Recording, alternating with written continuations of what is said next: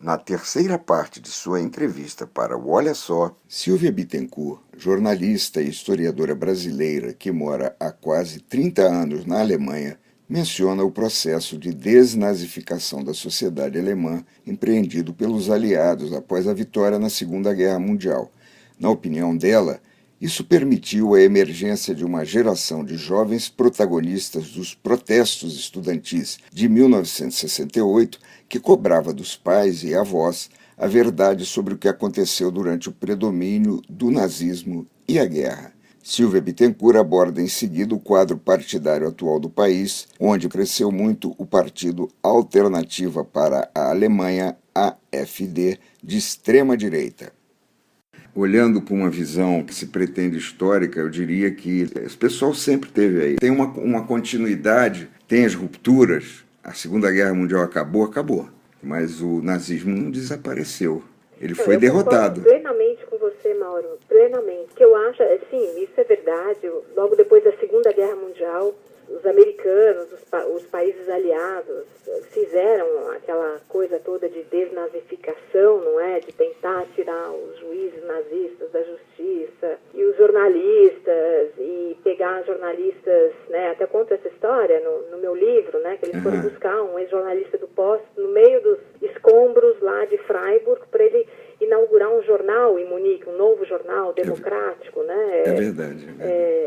Não nazista, não nacionalista e, enfim, no meio dos escombros ele inaugurou o jornal que é um dos maiores hoje da Alemanha, o Süddeutsche Zeitung. E realmente, então houve essa política de desnazificação, mas é óbvio, como você falou, né, a coisa estava impregnada ali na sociedade, mas eu acho que, bem ou mal, a Alemanha trabalhou isso, então você teve 20 anos depois do final da Segunda Guerra Mundial, você teve a revolta estudantil dos anos 60, que eram justamente os jovens questionando seus pais, dizendo, olha, até agora vocês ficaram quietos aqui, mas a gente quer saber exatamente o que vocês e os nossos avós fizeram na época da guerra. Então você teve ali essa revolta aí, que puxou esse tema de novo, enfim, né, querendo uma cobrança. Isso você vai ter até hoje. Vira e mexe, você encontra livros ali tentando trabalhar esse passado nazista na Alemanha. Então, eu pergunto o seguinte, que jovens são esses de hoje que apoiam movimentos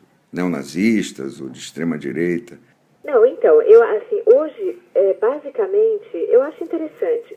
Você tem jovens ligados a grupos neonazistas, certo? Mas, vamos dizer assim, esses grupos neonazistas controlados, certo? Porque, a princípio, eles não podem existir. Sei. Então, quando surge a polícia cai em cima e há um processo e ele é proibido, enfim.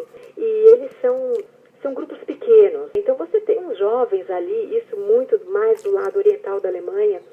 Enfim, você pode dizer, uns jovens que se veem com poucas perspectivas e tal, que se juntam a esses grupos radicais, é o que eu estou dizendo. Mas no caso da AfD, desse partido que está crescendo, a base de apoio deles não são jovens, né? São pessoas um pouco mais velhas, assim, né? Vamos dizer, a partir dos 30 anos e tal. Mesmo assim, você tem, lógico, jovens que têm essa cabeça um pouco, sabe? Que vem a Europa com muito ceticismo, vem o euro, a moeda comum, com muito ceticismo e tal, mas o grosso desse eleitorado da AfD, desse partido de direita hoje na Alemanha, não são jovens como aqueles do movimento estudantil.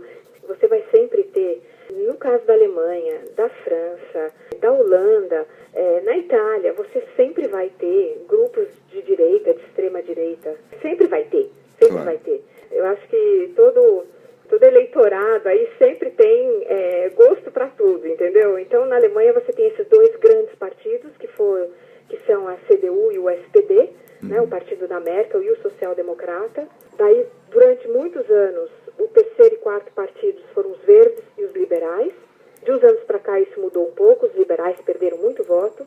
E quem que cresceu? A esquerda, o partido da esquerda, da antiga Alemanha Oriental, políticos da antiga Alemanha Oriental, ex-comunistas que se organizaram na esquerda e que, durante muito tempo, se tornaram tão fortes quanto os verdes. Então você tinha esses quatro partidos ali. E você sempre teve, também na Alemanha, um partido ali de extrema-direita. Cada vez era um nome ali que aparecia mais. Tinha os republicanos, tinha um que é Partido Nacional Democrático, NPD,